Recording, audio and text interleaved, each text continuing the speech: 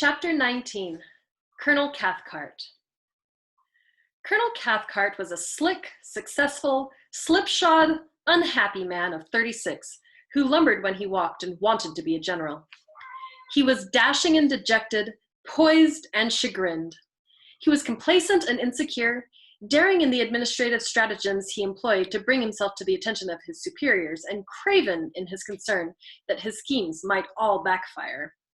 He was handsome and unattractive, a swashbuckling, beefy, conceited man who was putting on fat and was tormented chronically by prolonged seizures of apprehension. Colonel Cathcart was conceited because he was a full colonel with a combat command at the age of only 36. And Colonel Cathcart was dejected because, although he was already 36, he was still only a full colonel. Colonel Cathcart was impervious to absolutes. He could measure his own progress only in relationship to others, and his idea of excellence was to do something at least as well as all the men his own age, who were doing the same thing even better. The fact that there were thousands of men his own age and older who had not even attained the rank of major enlivened him with a foppish delight in his own remarkable worth. On the other hand, the fact that there were men of his own age and younger who were already generals contaminated him with an agonizing sense of failure and made him gnaw his fingernails with an unappeasable anxiety that was even more intense than Hungry Joe's. Colonel Cathcart was a very large, pouting, broad-shouldered man with close-cropped curly dark hair that was graying at the tips, and an ornate cigarette holder that he purchased the day before he arrived in Pianosa to take command of his group. He displayed the cigarette holder grandly on every occasion and had learned to manipulate it adroitly. Unwittingly, he had discovered deep within himself a fertile aptitude for smoking with a cigarette holder. As far as he could tell, his was the only cigarette holder in the whole Mediterranean theater of operations, and the thought was both flattering and disquieting. He had no doubts at all that someone as debonair and intellectual as General Peckham approved of his smoking with a cigarette holder, even though the two were in each other's presence rather seldom, which in a way was very lucky, Colonel Cathcart recognized with relief, since General Peckham might not have approved of his cigarette holder at all. When such misgivings assailed Colonel Cathcart, he choked back a sob and wanted to throw the damned thing away. But he was restrained by his unswerving conviction that the cigarette holder never failed to embellish his masculine, martial physique with a high gloss of sophisticated heroism that illuminated him to dazzling advantage among all the other full colonels in the American army with whom he was in competition. Although, how could he be sure?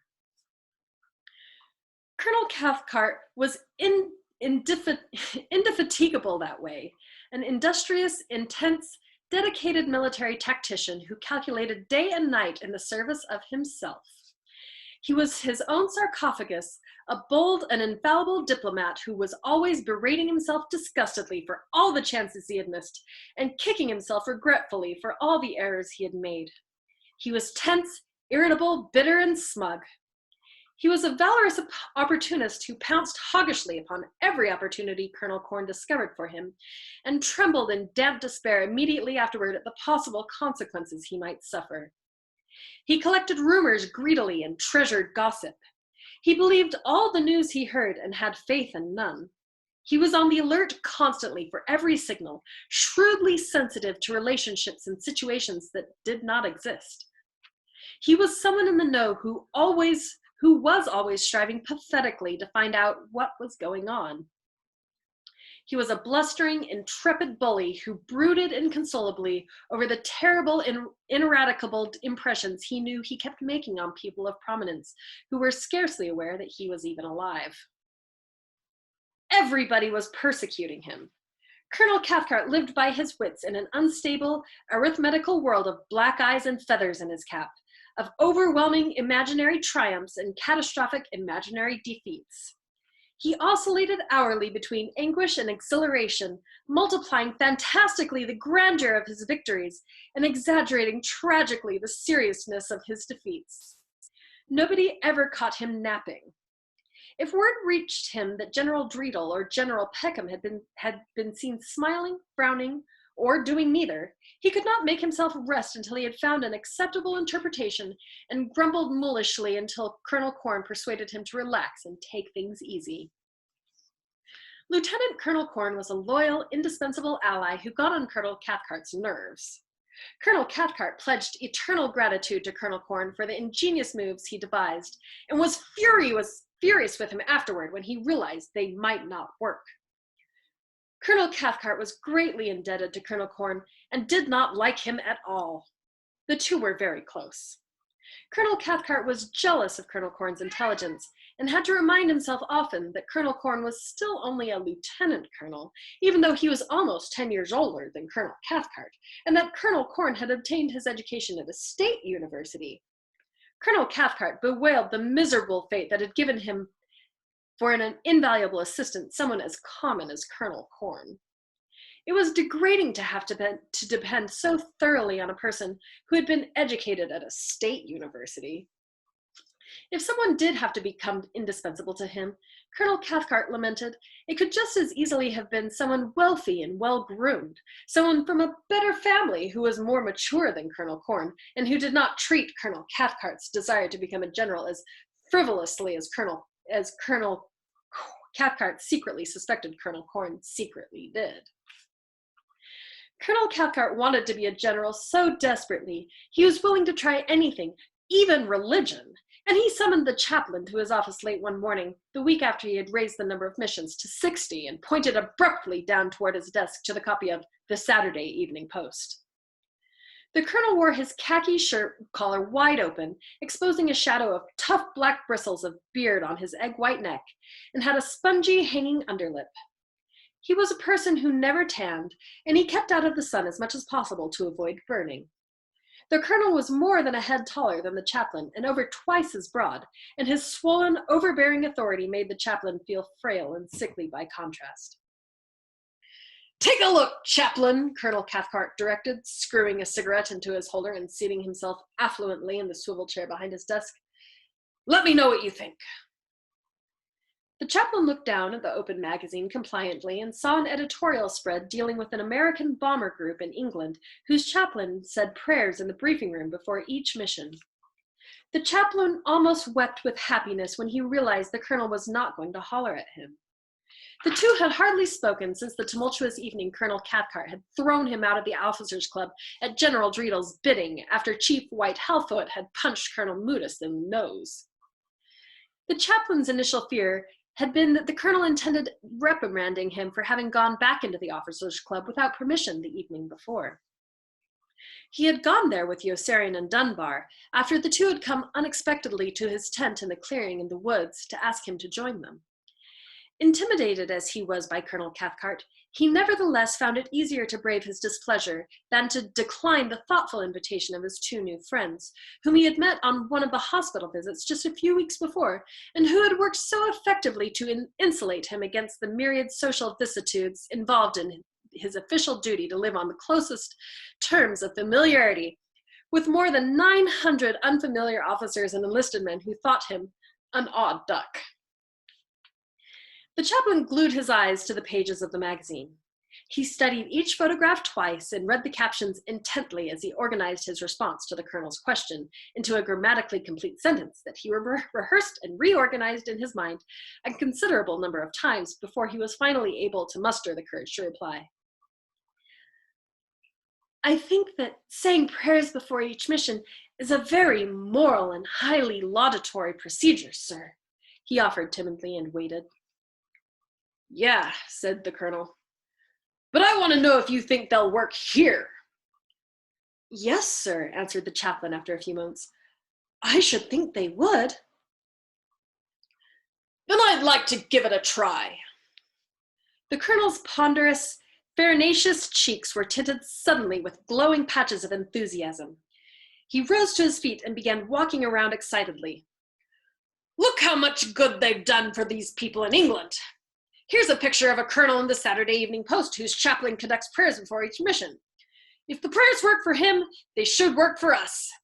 Maybe if we say prayers, I'll put my picture in the Saturday Evening Post." The colonel sat down again and smiled distantly in lavish contemplation. The chaplain had no hint of what he was expected to say next. With a pensive expression on his oblong, rather pale face, he allowed his gaze to settle on several of the high bushels filled with red plum tomatoes that stood in rows against each of the walls. He pretended to concentrate on a reply. After a while, he realized that he was staring at rows and rows of bushels of red plum tomatoes and grew so intrigued by the question of what bushels brimming with red plum tomatoes were doing in a group commander's office that he forgot completely about the discussion of prayer meetings until Colonel Cathcart, in a genial digression, inquired, "Would you like to buy some, Chaplain? They come right off the farm Colonel Corn and I have up in the hills. I can let you have a bushel wholesale." "Oh, no, sir, I don't think so." "That's quite all right," the colonel assured him liberally. "You don't have to. Milo is glad to snap up all we can produce. These were picked only yesterday. Notice how firm and ripe they are, like a young girl's breasts." The chaplain blushed, and the colonel understood at once that he had made a mistake. He lowered his head in shame, his cumbersome face burning. His fingers felt gross and unwieldy. He hated the chaplain venomously for being a chaplain and making a coarse blunder out of an observation that, in any other circumstances he knew, would have been considered witty and urbane. He tried miserably to recall some means of extricating them both from their devastating embarrassment. He recalled instead that the chaplain was only a captain, and he straightened at once with a shocked and outraged gasp. His cheeks grew tight with fury at the thought that he had just been duped into humiliation by a man who was almost the same age as he was, and still only a captain, and he swung upon the chaplain avengingly with a look of such murderous antagonism that the chaplain began to tremble. The colonel punished him sadistically with a long, glowering, malignant, hateful, silent stare. "We were speaking about something else," he reminded the chaplain cuttingly at last.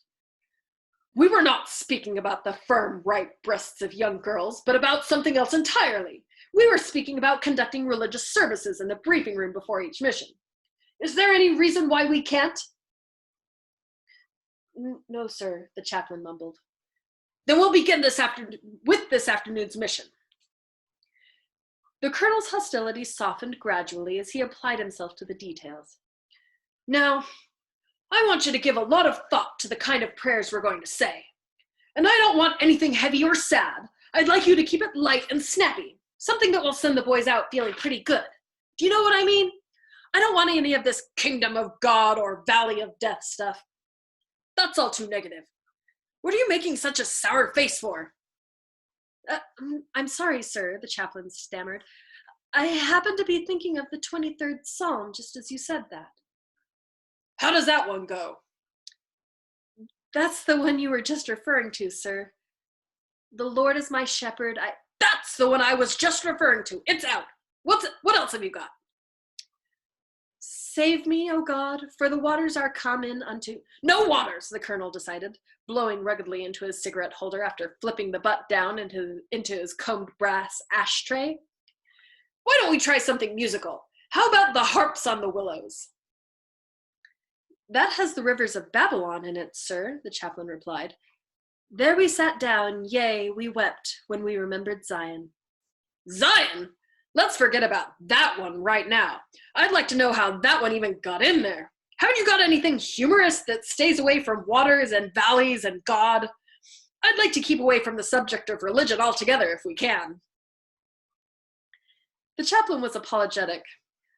"I'm sorry, sir, but just about all the prayers I know are rather somber in tone and make at least some passing reference to God." "Then let's get some new ones. The men are already doing enough bitching about the missions I send them on without our rubbing it in with any sermons about God or death or paradise. Why can't we take a more positive approach? Why can't we all pray for something good, like a tighter bomb pattern, for example? Couldn't we pray for a tighter bomb pattern?"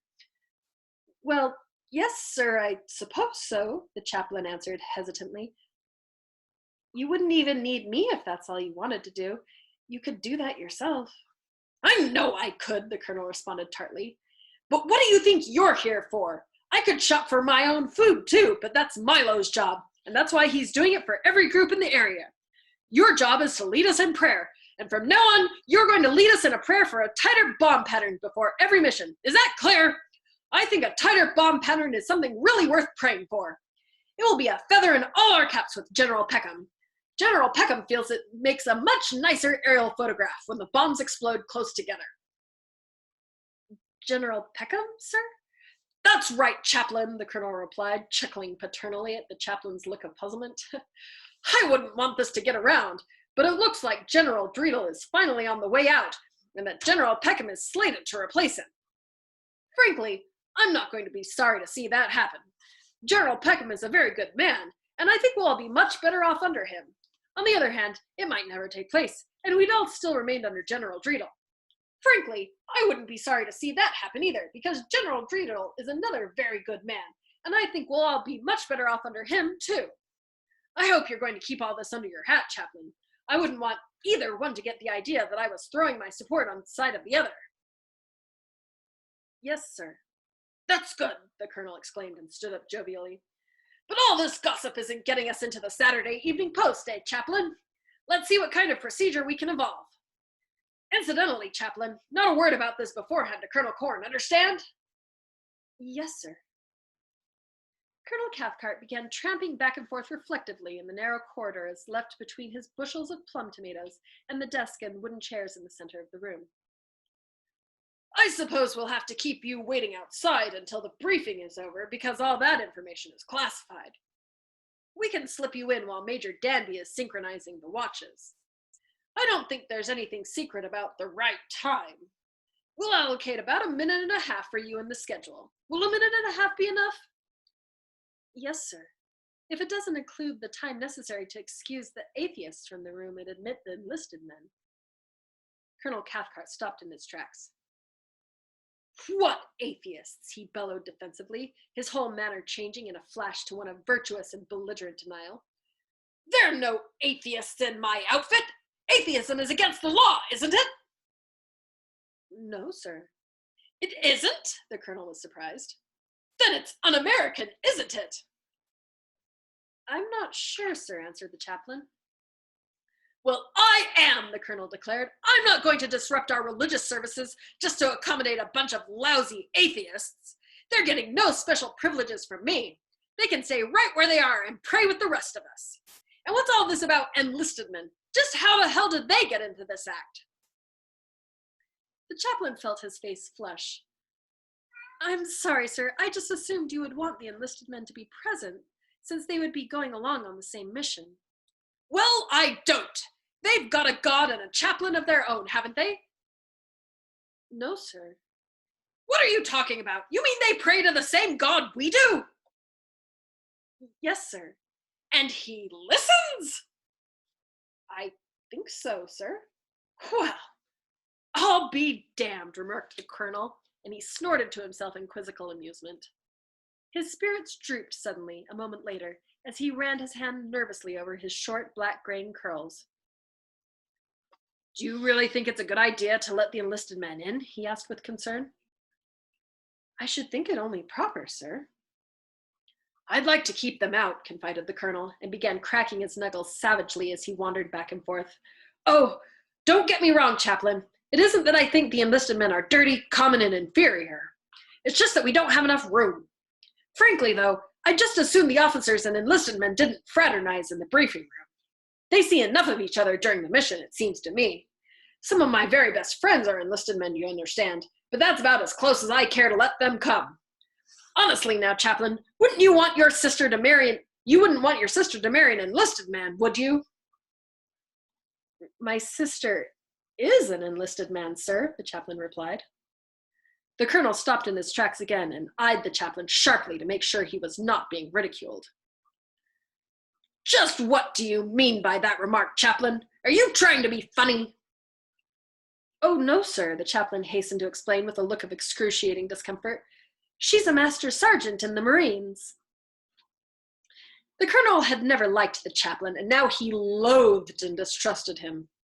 He experienced a keen premonition of danger and wondered if the chaplain, too, was plotting against him, if the chaplain's reticent, unimpressive manner was really just a sinister disguise masking a fiery ambition that, way down deep, was crafty and unscrupulous.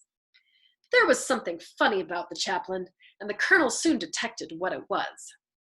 The chaplain was standing stiffly at attention, for the colonel had forgotten to put him at ease.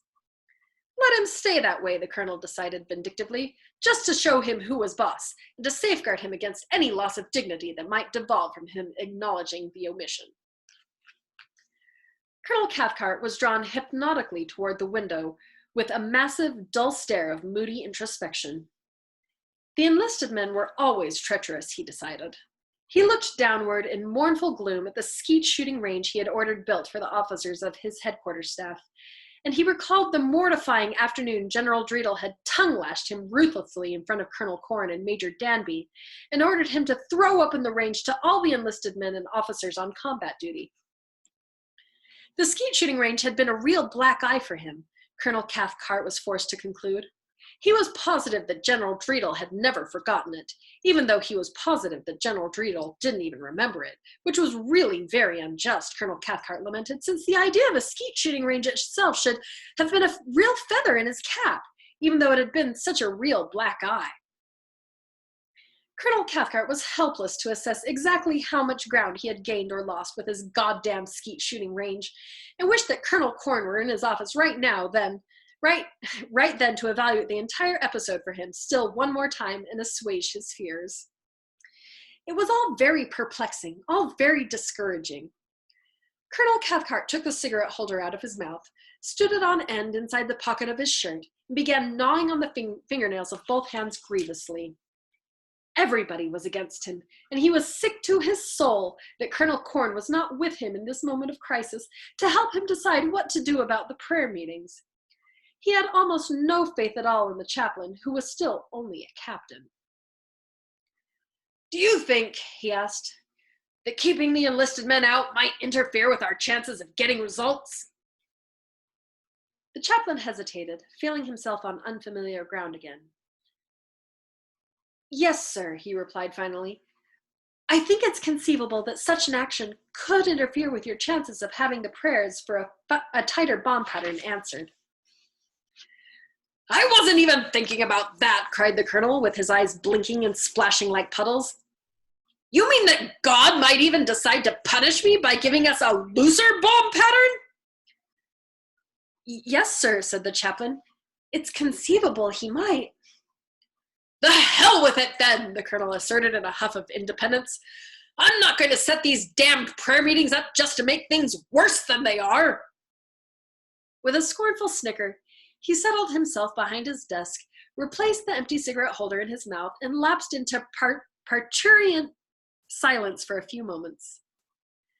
"Now that I think about it," he confessed, as much to himself as the chaplain, "having the men pray to God probably wasn't such a hot idea anyway. The editors of the Saturday Evening Post might not have cooperated." The colonel abandoned his project with remorse, for he had conceived it entirely on his own and had hoped to unveil it as a striking demonstration to everyone that he had no real need for Colonel Corn. Once it was gone, he was glad to be rid of it, for he had been troubled from the start by the danger of instituting the plan without first checking it out with Colonel Corn. He heaved an immense sigh of contentment. He had a much higher opinion of himself now that his idea was abandoned, for he had made a very wise decision, he felt, and, most important, he had made this wise decision without consulting Colonel Corn. "Will that be all, sir?" asked the chaplain. "Yeah," said Colonel Cathcart, "unless you've got something else to suggest." "No, sir. Only—" The colonel lifted his eyes as though affronted and studied the chaplain with aloof distrust. "Only what, chaplain?" "Sir," said the chaplain, "some of the men are very upset since you raised the number of missions to 60. They've asked me to speak to you about it." The colonel was silent. The chaplain's face reddened to the roots of his sandy hair as he waited. The colonel kept him squirming a long time with a fixed, uninterested look devoid of all emotion. "Tell them there's a war going on," he advised finally in a flat voice. "Thank you, sir, I will," the chaplain replied in a flood of gratitude, because the colonel had finally said something. They were wondering why you couldn't requisition some of the replacement crews that are waiting in Africa to take their places and then let them go home. That's an administrative matter, the colonel said. It's none of their business. He pointed languidly toward the wall. Help yourself to a plum tomato, Chaplain. Go ahead, it's on me. Thank you, sir. Sir, don't mention it. How do you like living out there in the woods, Chaplain? Is everything hunky-dory? Yes, sir. That's good. You get in touch with us if you need anything. Yes, sir. Thank you, sir. Sir, thanks for dropping around, Chaplain. I've got some work to do now. You'll let me know if you can think of anything for getting our names into the Saturday Evening Post, won't you? Yes, sir, I will. The chaplain braced himself with a prodigious effort of the will and plunged ahead brazenly. I'm particularly concerned about the condition of one of the bombardiers, sir. Yossarian. The colonel glanced up quickly with a start of vague recognition. Who? He asked in alarm. Yossarian, sir. Yossarian? Yes, sir, Yossarian. He's in a very bad way, sir. I'm afraid he won't be able to suffer much longer without doing something desperate. Is that a fact, Chaplain? Yes, sir, I'm afraid it is. The colonel thought about it in heavy silence for a few moments. Tell him to trust in God, he advised finally. Thank you, sir, said the chaplain. I will.